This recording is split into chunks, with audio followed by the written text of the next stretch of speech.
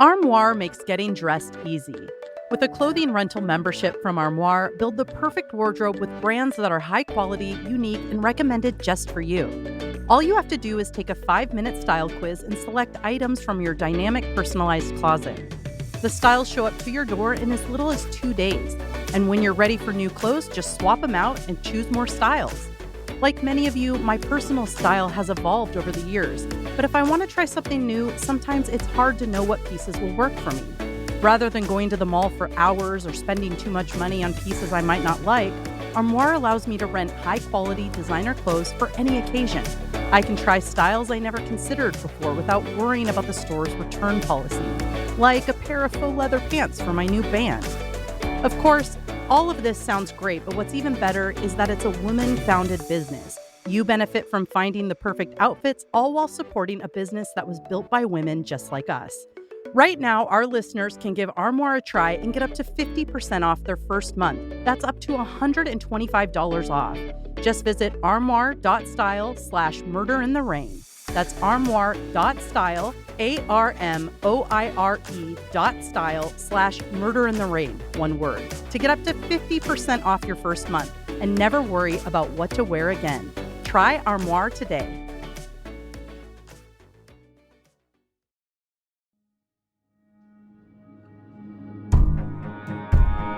If you're looking for something to do this May 30th through June 2nd, why don't you join us at CrimeCon in Nashville, Tennessee? We can all rub elbows with people like John Walsh, John Douglas, and Chris Hansen. Come and visit Murder in the Rain on Podcast Row, where we'll be sitting next to some of our own favorite podcasts. You can get 10% off your tickets by using code RAIN at checkout at crimecon.com.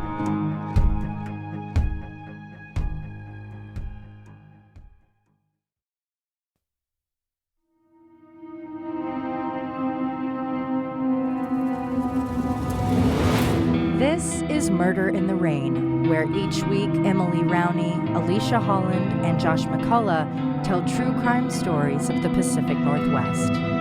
Murder in the Rain contains graphic content.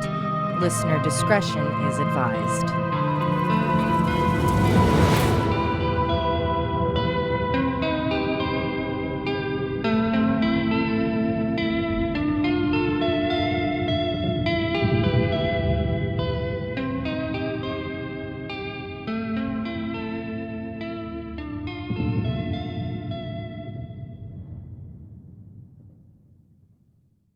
The 1984 Summer Olympics were only 10 days away.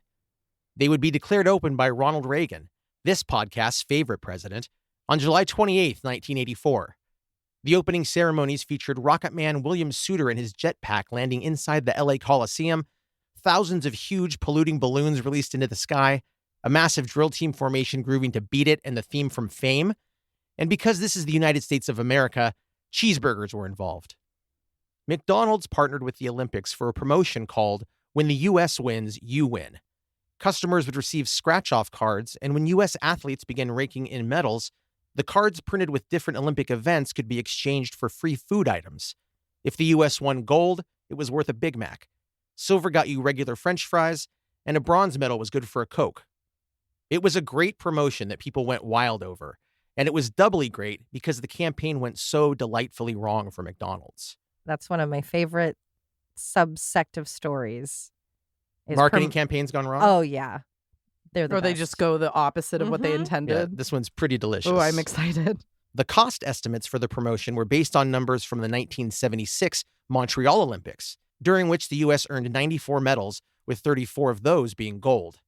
The rub was that in 1984, 14 Eastern Bloc countries like the Soviet Union and East Germany boycotted the Games in response to the United States boycott of the 1980 Moscow Games, which was enacted as a protest against the Soviet invasion of Afghanistan in 1979. This international boycott from these powerhouse competitors meant the U.S. dominated the Games in Los Angeles, earning nearly double the medals from Montreal, 174 medals, and 83 of those were gold. So McDonald's guesstimate work cost them untold millions of dollars. It was like they were being blackmailed into giving away food. When a customer came in to get a free Big Mac, they would receive another scratch-off card, Oh, no. meaning they could win more free food by coming in to get some free food they'd already won. They should have made a rule that Yeah, if you win, you that's- can't win again. Or you can't be handed the thing that might give you another free. Ouch. Oy, oy, oy. Can you imagine if that had been their downfall and they couldn't Do survive you remember that burger place? that? What's it called again? This caused Big Mac shortages at some of McDonald's 6,600 locations. Wow. That avalanche of free burgers was yet to come on July 18th, 1984, 10 days before the games opened in LA. And we are inside a McDonald's in San Ysidro, California, likely one of the busiest in the country, as it was situated at the U.S. border with Tijuana, the most used land border crossing in the world. I didn't know that. Fun fact. That is a fun fact. Thank you. The restaurant's interior matched a burger's palette, with the walls, floors, and employees in deep burgundy, brown, flat gold, and yellow. The smell of French fries is, and shall ever be, intoxicating. The number of employees and patrons inside is around 50. The shooter, who will go unnamed, entered the restaurant a couple of minutes after 4 p.m. He had a last name that rhymed with puberty, which likely had a negative effect on his life. His wife said he was biased toward immigrants, especially Mexicans, hated them, in her words, and he'd lost his job after the family moved from Ohio the month before. There, a neighbor told the press that guns were the shooter's passion. The shooter's wife said that after the move to San Ysidro, he'd started speaking to people who weren't there, and when that occurred, he would go into the desert and fire his guns. He'd been in traffic court that morning to contest a ticket, which he got suspended, saving himself $75. The day before the shooting, the man had called a clinic for mental health services, but no one called him back. After his ticket appeal, the shooter, his wife, and one of their daughters walked around the San Diego Zoo. The shooter was employed at the zoo as a security guard, but was fired weeks earlier. As they observed the golden monkeys, or possibly Tappy the white tiger in their habitats, he said to his wife, casually, referencing his unreturned phone call for help with his mental health, well, society had its chance. Upon the family's return to their apartment, the shooter shoved a pump-action shotgun, a 9mm pistol, and a 9mm Uzi carbine into a duffel bag. As he left, his wife asked where he was headed, and he replied, "Going hunting humans." He had previously threatened her with guns and was physically abusive toward her. She asked no further questions. The apartment was maybe a 2-minute walk to the McDonald's. The shooter drove there. It was 4 p.m., rush hour. He entered the McDonald's and ordered everyone inside to get on the floor. The first to be killed was the restaurant's manager, Neva Kane, who was back to work fresh off of her honeymoon. Patrons inside tried to run, and he fired on them. The shooter then turned and began shooting through the windows at the kids in the covered patio play area. Oh. At 4:03 p.m., a man called 911 to report that a little girl had been shot at the McDonald's on San Ysidro Boulevard. Police initially responded to the wrong McDonald's, the one on the east side. Miguel Rosario, the first responding officer, said the mistake delayed their arrival by 3 or 4 crucial minutes. 11-year-old Joshua Coleman and his friends Omar Hernandez and David Flores, who lived next door to him, were shot as they crossed the parking lot from an adjacent donut shop. Joshua's lung collapsed from the shotgun blast. To survive, he played dead in the parking lot for more than an hour. Oh. Doug Curley, a TV journalist, was on the scene within minutes. His first memory after arriving was a little boy lying dead on the ground across his bike. This was Omar Hernandez, one of the boys walking with Joshua Coleman, who had watched his friend convulse, vomit, and die after a few minutes of agony. The shooter continued to reload and move about the bodies inside, shooting the dead and killing those pretending to be dead. By this point, over 170 law enforcement officers surrounded the restaurant. Victim Keith Thomas said he didn't realize he'd been shot in both arms. He described the feeling as, "Just the heat. That's all I felt. The heat from the bullet." Maria Leticia Rivera held her daughters, who'd both been shot, telling them the pain was from a burst ice machine and that if they slept, they wouldn't feel the pain. When the shooter checked to see if they were alive, the amount of blood on and around the three convinced him that they were dead, and he moved on. The timers on all the cooking elements began to sound their alarms as food sat and burned. Clad in McDonald's ugly 1980s burgundy uniform, employee Wendy Flanagan lay on the floor, wondering why the police hadn't come in yet. She could hear their sirens outside. Another employee, Albert Leos, who later became a police officer in San Diego, began tallying the shots as he and other workers hid in the kitchen area. He got to 125 before he lost count. Oh my God. Wow, that's so scary. Yeah, inside, constant gunfire. You're just hopeful that they're going to run out of ammunition, and you're probably counting the Something. rounds like, can I take a chance coming Yeah. out? And then they just have it. It keeps coming and coming. Ugh. Yeah, he Horrible. just would fire his guns empty and then go reload them and then fire them empty again. Ugh. 45 minutes into the siege, the shooter found the workers huddled together and began firing on them. They ran for the emergency exit, only to find it locked. Unable to escape, the 6 workers and a baby ran down to the basement and crammed themselves into a storage closet. Wendy said the exit door was locked because management thought employees would use it to steal Ugh. food. Oh, that's a lawsuit. Oh my God. I thought maybe he locked it from the outside before he came in. Right? Yeah. That would make more sense. That than... was unbelievable when I heard that. That's horrific. Baby Carla, who'd been shot multiple times, with one to the head, survived. Some of her intestines had to be removed, and 30 pieces of shrapnel were extracted from her body. Little baby Carla made it because she was one of the first taken in at the hospital. Her mother, Maricela, was shot in the eye and suffers from chronic pain and an inability to sleep more than 4 hours a night. Employee and years later police officer Albert Leos, he was the one that was counting the bullets, said the shooter's guns were empty after these last bursts of gunfire, and the man went again to reload. Albert tried to stand, but could not as he'd been shot in the leg and arm, and had to crawl down 25 stairs to reach the basement area and hide in the closet where Wendy and 6 others stashed themselves. Albert bit down on a cloth to muffle his groans and keep the shooter from being alerted to their spot. You don't even think about that part of like you've been shot and you're trying to keep quiet so he doesn't know where you are. Yeah. And I think he's a teenager at the time. Ugh. The cops outside had no idea what was going on inside. The shooter had 3 distinct weapons, so there was a possibility of multiple shooters. By this point, the shooter had fired more than 250 rounds through the windows and stucco walls at anything moving outside. SWAT sniper Chuck Foster and his spotter took a position on the nearby post office's roof. It was 110 feet from building to building. The McDonald's windows were made of tinted, laminated glass. The late-day sun glinted off of them, and they could see nothing from the roof until the shooter blasted the glass out of a double-door entrance.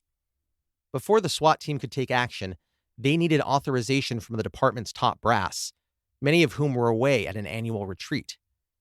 San Diego Police Department SWAT commander and Field Operations Lieutenant Jerry Sanders had a pager for this reason, but it never went off. It wasn't until others in the room started to get paged for the emergency that he finally called in. This process took 26 minutes. Sanders gave the sniper the go-ahead to take the shooter down, a green light. This terminology has since been replaced with plain language. No more code words. The sniper watched the man through his scope, sitting on the front counter reloading his weapons. The shooter then hopped down and walked to the blown-out double doors. When he stopped, his head was obscured by the door frame, but his torso was not. So the sniper shot him through the heart. On the 5th anniversary of the massacre, SDPD Community Service Officer Albert Vitella, who was present during the shooting, said a bit about the factors at play during the standoff. With the sun reflecting off the windows, they carried a spiderweb effect. You didn't know if he was shooting at you or not. We didn't know who might be killed if we did go in. So we waited, for what felt like an eternity. God, I wish it had turned out different. Police stormed the McDonald's at 5:20 p.m. The shooter lay dead on the ground, a wasted thing, among the bodies of families, children, and the baby he'd shot to death.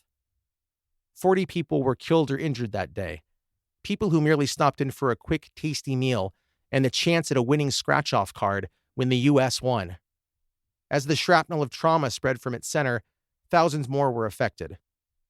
Over an hour and 17 minutes, the shooter killed 21 and wounded 19. At the time, it was the worst mass shooting in U.S. history. Now it's 8th on that tragic list, just above the 2022 Robb Elementary School mass shooting in Uvalde, Texas. The McDonald's was soon razed, and there was a memorial at the site, dedicated to both the survivors and those killed in the mass shooting. I got a lot of information on the massacre from a documentary titled 77 Minutes, which I recommend, with the caveat that the filmmaker has a vibe that I really didn't care for. He kind of comes off as rude and, I don't know, brusque or insensitive. And it kind of makes all of the subjects. He's talking to police, he's talking to survivors, people in the community, and they all seem like they don't like him. So to contrast his presence in the film, the interviews are fascinating, and there's a lot of archival footage of the incident while it was happening, and then inside the McDonald's afterward, the aftermath, when they're assessing everything. And it's something that I feel we don't normally get to see when it comes to shootings. And it really made me feel like we should, in the wake of those things, those images should be presented in some way to people, because nothing sends that home more than seeing a dead baby on the floor of that McDonald's. Yeah. I agree. It was shockingly graphic. Yeah. But Because importantly, we don't, so I and think. I remember you brought up Uvalde. It's so different. I feel it's very different because with the McDonald's incident, they had very valid reasons. They were saying, we tried this, we were looking at that, we couldn't see inside. Was it a hostage situation where if we opened a door, he was going to blow everyone up or he was going to shoot everybody? They didn't have enough They had info. no idea. And so you understand why it would take so long. Whereas Uvalde, they know what's going on. They know the person that's inside, the weapon he has, and they're playing on their phone, not doing anything. And I do remember some of the parents after that asked for the picture of their children to go public because they're like, people think, oh, it's a shooting. So in your brain, you go to movies and what does it look like when a bullet hits someone? And it's not what it looks like when a child is struck with an automatic weapon. And the way they talked about like the friend convulsing and then vomiting and all of that. So you have every kind of body fluid all over the place. And it's just so much worse than you even think it could be. Community service officer Vitella, one of the first on the scene, explained his response to the trauma of that day. For years, I kept saying, what if? I felt angry with myself, angry with the system. Could I have done more? I felt a lot of different emotions: anger, guilt, helplessness, anxiety. When I had time to reflect and let the wounds heal, I understood things better. One person who never let the wounds heal is Doyle Wheeler. He felt he should have been able to do something more to save the lives of those inside the McDonald's that day. During the San Ysidro massacre, Wheeler was the citywide watch commander for San Diego PD and a SWAT sergeant with the 20-officer beach enforcement team that responded to the scene. Yet Wheeler is not featured in the documentary 77 Minutes. Not one image, quote, or mention. Doyle Wheeler was at the center of the SWAT team's tactical response to the shooting. He was one of the first officers to arrive on the scene. After assessing it, he ordered their sniper to fire, but it took nearly 30 minutes for approval from his higher-ups, which I talked about. Doyle Wheeler believed 4 lives would have been saved if his initial order had been followed, though this was impossible because he never had the authority to give that order. He could only assess and advise. Oh, so he was a little bit lower down and he's saying, well, I said we should have done it, but there was really nothing Or he initiates it and someone approves it. I'm a little confused. Yeah, so that's how it goes. So they're there, he says shoot, but then they have to get the actual SWAT commander to say that's that okay. sounds like a process issue. Exactly, right there. yeah. So he took on a lot of guilt from that Yeah. for some reason, and it affected him. Well, So because which it's we'll get what into. if. You're constantly Yeah. thinking, what if they had done what I asked? Would we have stopped it sooner? And I don't know that he ever sought help in the wake of that. Mm. I doubt it. And I don't mean this in a disparaging way to the seriousness of what you're talking about. Was he kind of like a Dwight, where he thinks he's in more control because he's closer to the higher ups? Do you know what I mean? Assistant to the regional manager Yeah. style. Is that did he have that kind of idea of power? Like he thought he had that Yeah, kind because of the power? impression I'm getting is he was frustrated that he didn't have the authority but tried to initiate it. So I don't see a Dwight thing, but I'm interested from your point of Well, view he of wasn't. having watched it. Yeah, we'll talk about what people thought of him in the police department. Okay. We'll talk about that later. But yeah, he was not exactly popular or but he was involved. I mean, he was an active police officer. He was on a narcotics team. He ended up on the SWAT team.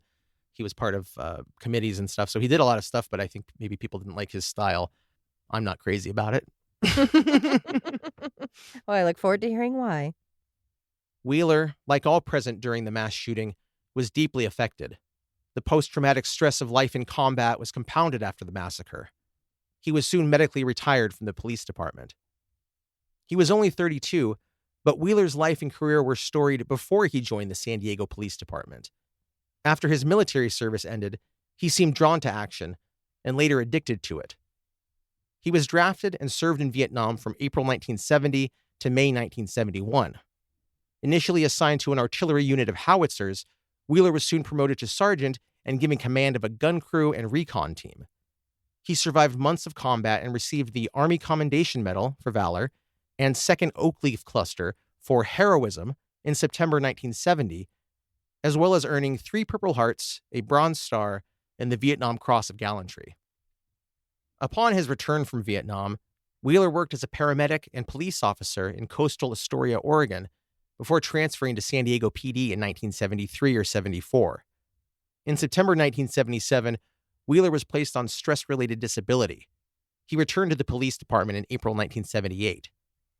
In 1979, policeman Doyle Wheeler was there when a 16-year-old female began shooting at the elementary school across the street from her home. The school's principal and its head custodian were killed in a 20-minute barrage of rifle rounds. A 6-hour standoff ensued, which ended with the shooter's surrender. Her Garfield-like explanation for the violence? I just don't like Mondays. I did this because it's a way to cheer up the day. Nobody likes Mondays. Ick. I How feel have like I never that's heard of that? I was going to say, I feel like that's a very famous case. It is. It because was kind of like the Twinkie defense. Eventually, Bob Geldof made a song called I Hate Mondays, or I Don't Like Yeah, Mondays. yeah. That's like her legacy, yeah. Yeah. And in the timeline, this shooting of the school, this was a few years before McDonald's? 5 years before. 5 years before. 79, yeah. And in Gotcha. 84 was the shooting. Thank you. Thank you. Interviewed by the Associated Press, Wheeler described a student at the school, 8-year-old Mary Clark. She had been shot through the abdomen, but was too afraid to tell anybody, so she just went back to class.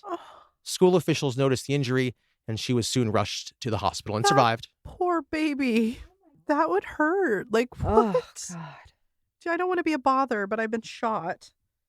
In 1981, Wheeler rescued a Camp Pendleton Marine from his pickup truck after it jumped the Interstate 5 divider and splooshed into a lagoon. Wheeler swam in and pulled the 21-year-old to safety. He gave press interviews about the save. The next year, Sergeant Doyle Wheeler was part of a $2.5 million meth and illegal weapons bust. He was the narcotics street team supervisor and was quoted in the Oakland Tribune, calling it the biggest narcotics bust of this type of drug in Southern California history. In 1983, Wheeler was a member of a task force formed to review police department training procedures, study techniques used by other departments, and become thoroughly familiar through study with the effects of PCP. This took place in the aftermath of a police sleeper hold death. The person killed was Barry A. Preston Jr., a 23-year-old black man killed a month earlier with a San Diego police sleeper hold after he was suspected of being on PCP. An upcoming city council measure proposed a ban on carotid restraints, or sleeper holds.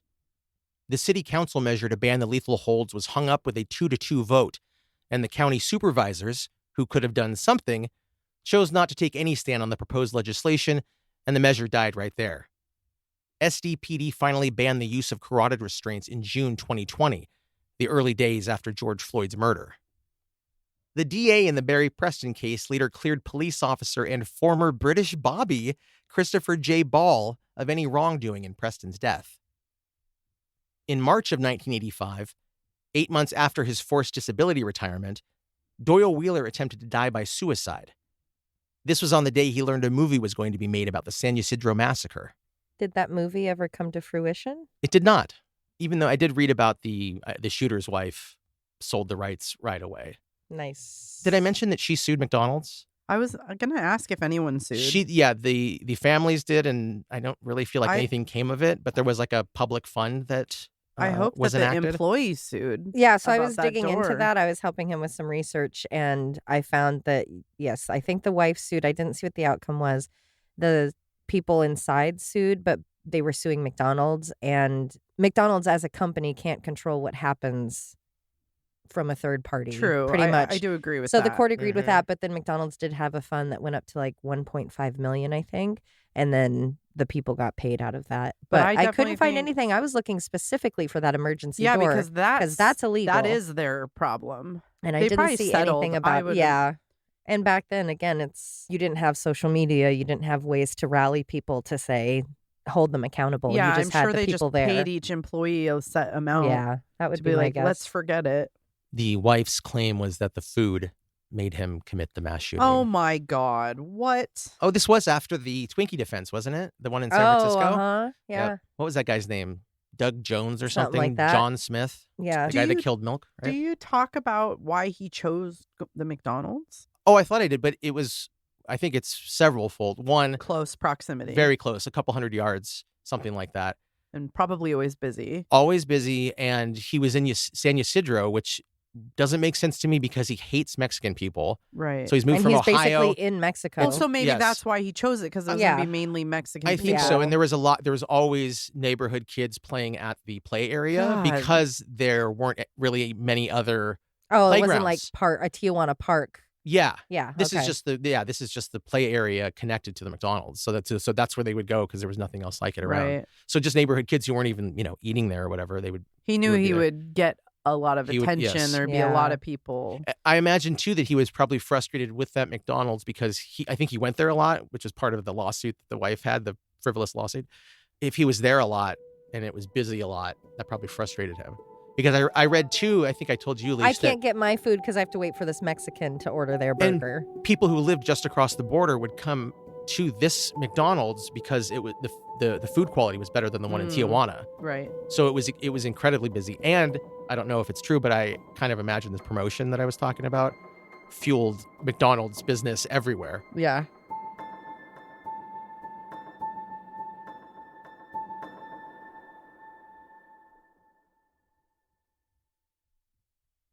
In April of 1986, Wheeler was subpoenaed to testify against a former San Diego police officer named Donovan Jacobs. And a lot of the following few paragraphs will be quotes from sdpdmuseum.com, which Ooh. has an account of this event. The defendant was a black man named Sagan Penn.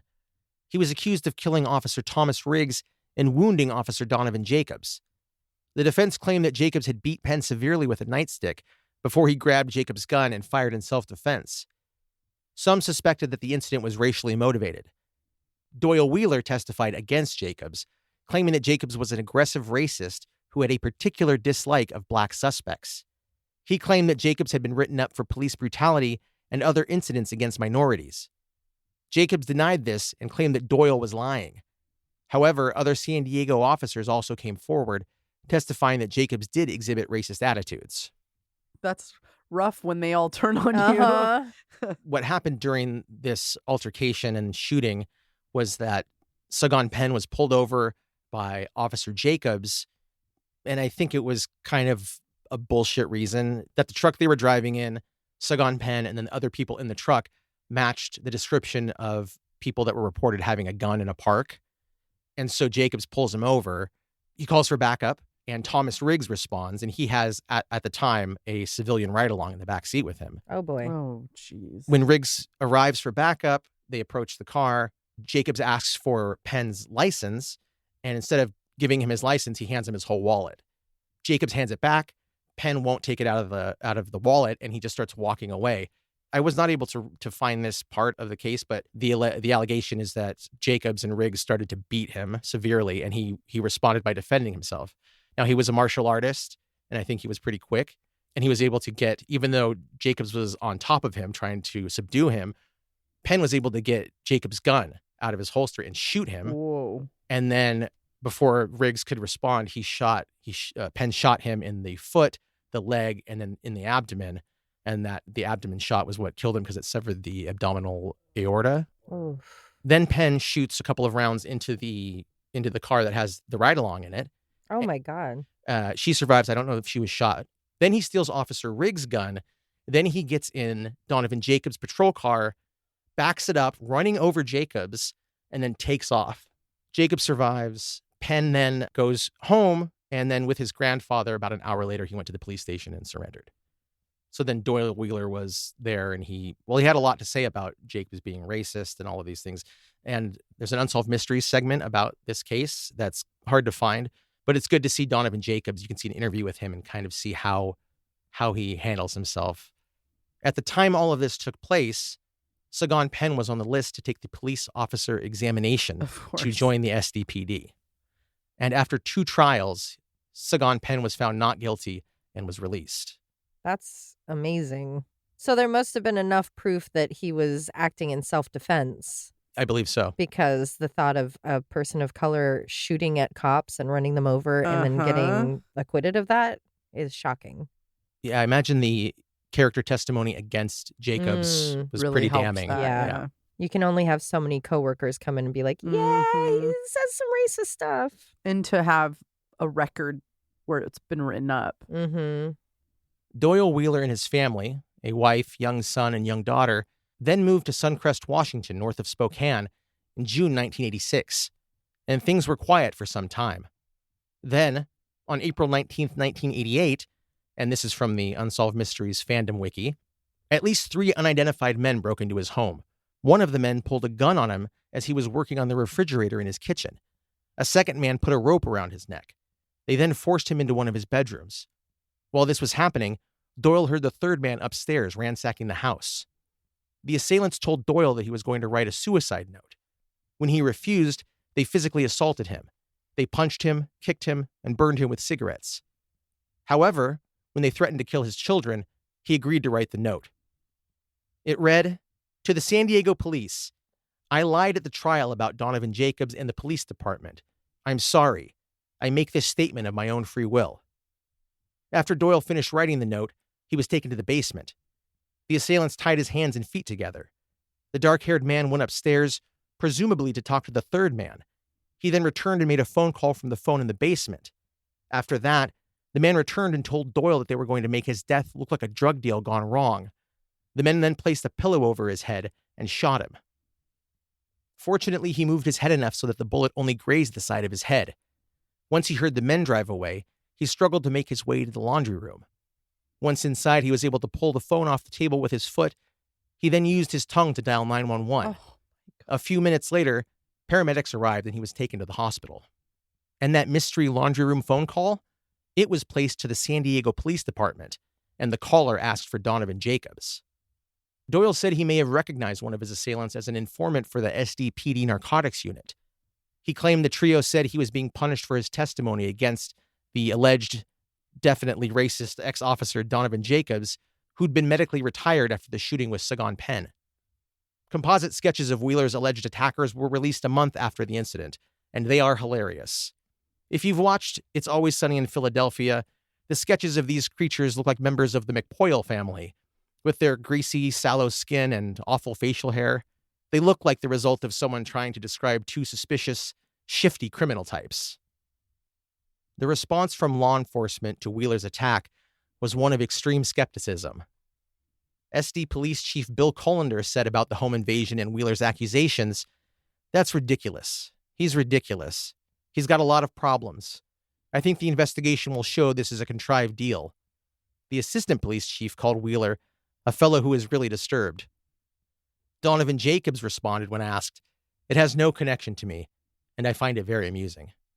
Stevens County, Washington Sheriff Richard Andrus told the Spokane Chronicle he had not ruled out the possibility that Wheeler staged the incident. Doyle Wheeler refused a polygraph test because he didn't believe in them. Andrus said he had a response to Wheeler's refusal, but none he could give publicly. They must have had something for these officers to publicly state, Mm-hmm. we think this guy might have done it himself. The stir he started to create after the massacre Mm-hmm. might have started to build some sentiment against him, Yeah. at least from his higher-ups. But then you wonder, did all these other cops say he made it up because they were mad that he would flip on a brother in blue? Yeah. Okay, Yeah. continue. There's a lot of back and forth. There's so much. The next year, a San Diego Union article revealed, for 3 years, Wheeler's former colleagues have thrown a party to celebrate his departure. Ex-officer Donovan Jacobs detailed his involvement in selling 75 T-shirts at $8 a piece for the party that was advertised in leaflets distributed and posted in the San Diego police building. Oh my God. They did that's not like that guy. bullying. That is so mean. What did he do? The T-shirt showed an ear and proclaimed the wearer to be a member of the Doyle Wheeler hit team. A spokesman for the police called the party tacky and ill-conceived. Doyle Wheeler said the party and the shirts were beyond disgusting. Investigator Albert Fox of the California DA's office, which investigated Wheeler's claims, said, "There really is no evidence that we have found that clearly shows that the San Diego Police Department or its officers or someone acting on behalf of their officers has been responsible for the assault of Mr. Wheeler. We've also found nothing in our investigation that would show that Mr. Wheeler set this up himself." No suspects ever emerged, there were no confessions, and no crimes were charged. Doyle Wheeler faded into a quiet life. No more shootouts, no more heroics. And that's really the end of the story. That's kind of the last. I have a couple of notes here that are fun, but nothing more about this case. He's just a dude. I think he lives in Montana, has his own business, maybe stopped trying to do these things, trying to get attention all the time. But in 1994, he threw his hat in the ring for a vacated state Senate seat in Washington. Oh, how'd that go? Quote, Suncrest resident Doyle Wheeler got only one vote. His own? Definitely. himself. They don't say, but it is. What about his wife? She didn't even vote? It doesn't seem that way. Oh, my God. I don't know if they were together then. In 1995, Wheeler was working as a security guard for Whitworth College in Washington when he fell off a ladder and was knocked unconscious for an hour. And he was fine. That's really it. If you know anything about the case of Doyle Wheeler and the home invasion attack in 1988, perhaps you can help solve a mystery.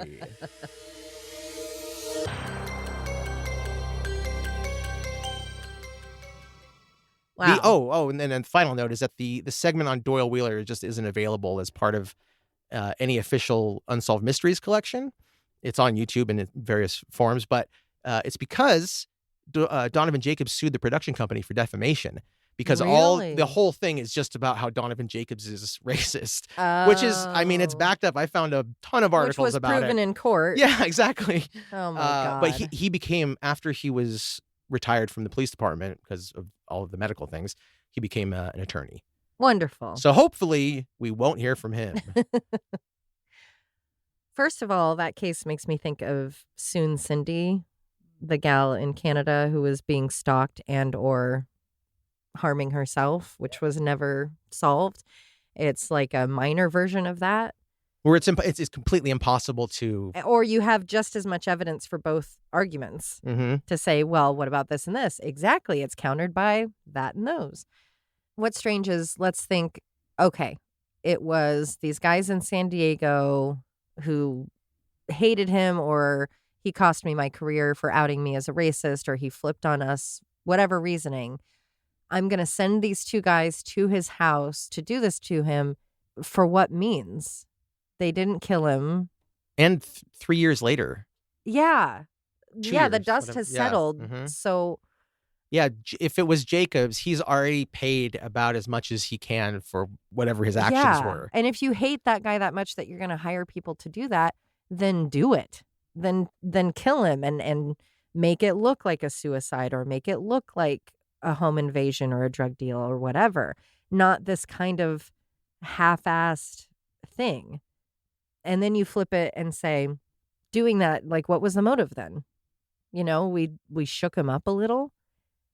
And then if he did it to himself, the only motive you can really fall on is the attention. But even then, it's, again, like with Cindy's case, did they check the ties? Could he have tied himself up? Could he have not? There was a quote from the fire chief, I think, who was part of the responding, paramedic unit that came when he called 911.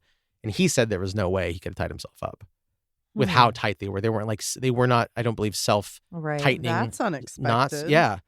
And also the shot behind the ear. It's impossible. It's possible to shoot yourself kind of in the back of the head. But to me, it seemed like he had, if Wheeler set it up, he had someone helping with him, because his station wagon, the family station wagon, was seen by a neighbor, like speeding down their dirt road While he was in the house. Yeah, at that time when he was being assaulted. Huh. And then that car was later found in a parking lot where another citizen of Suncrest had driven by earlier, before the car was parked there, and saw four men sort of milling around this blue Toyota. He has proof. That is enough proof it could be a consideration. Yeah. So why is I guess the entire question comes back department- to who hired those guys. Was it him for attention or them for? Good point. And who Revenge. benefits? Who benefits from this? Yeah, there's nothing. Yeah, there's no real outcome here. What can't the note? He wrote the note out. Where'd the note go? I think if he had an accomplice, if he was a part of this and he had an accomplice, that I think that person took the car and would have taken the note too. they took as- the note with them. Yes, they did. Yeah. So then Well, how did he know verbatim what it said? they forced him to write it? No, I know, but just to remember that when You you're know, being held some hostage. trauma is embedded in your brain I forever. guess. In the Unsolved Mysteries segment in the recreation, they did show the detectives doing like the old pencil trick on the notepad, and I think they may have been able to decipher it that way. But then it's like, so now you have this note signed by him, and then what? I also feel like you'd be able to tell if someone's under duress when they're Absolutely. writing. Yeah, it's shaking. There's sweat on it. Mm-hmm. It's very hinky. Every aspect Yeah. of it is incredibly strange, and I feel like on both sides there's some hinkiness. Like, Yeah, you can just as easily say this cop was angry. He lost his job. He was outed as being racist. He was not in a good place. And even though it had been a couple years, he's like, you know what? Fuck that guy. I'm going to send some people up because who knows better than cops where to find the right people to do that kind of thing. So I'm going to do it just to torment him, just to be like, you had a bad day. But then he turns around and now he's in the news. Now he's on Unsolved Mysteries. Now he's back where he has been. And like you and I were talking yesterday, he'd been in crisis mode for, what was it, 15 years? At 18 years old, he's shipped off to Vietnam for a year to fight, and then goes into being a paramedic and being a cop and being SWAT team. And I think I being said that earlier being. that he had an earlier stress-related leave that he had to go on for about a year. So you have all this intensity, and then when you're forced to quit because of medical reasons, now it's quiet.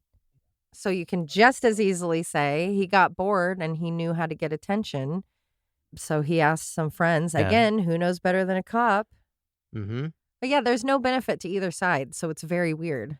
And no follow through or like completion, I guess. That's what makes me think that pettiness also is playing a huge factor in it, right. because it's just punitive. It's Yeah, there's just meant no to damage. real outcome. That's weird. Well, you Yeah. could say, okay, if it was the guy in San Diego, if it was the racist cop, that one, is that the end goal to make people not believe him? Mm. Maybe that's it. Hey, go up there and mess with him just enough that so that people discount what he's saying. Yeah, so it's that so for crazy the rest they of won't his believe life, him. no, That's interesting. 'cause they Yeah, had- that's good. even that one guy said, "Oh, I wouldn't put it past him." Right. So when you have people in your life that already feel that way, and you have coworkers throwing a party for you because you quit your job and got shot in the head, And flat out calling him ridiculous. yeah. So what's the bigger revenge than that? To make him seem like a cuckoo guy for forever. So maybe that's the answer, is the guy from California only wanted it to go so far for this exact reason. Good job, Leash. Thank you. You Solved it. solved another one. Solved.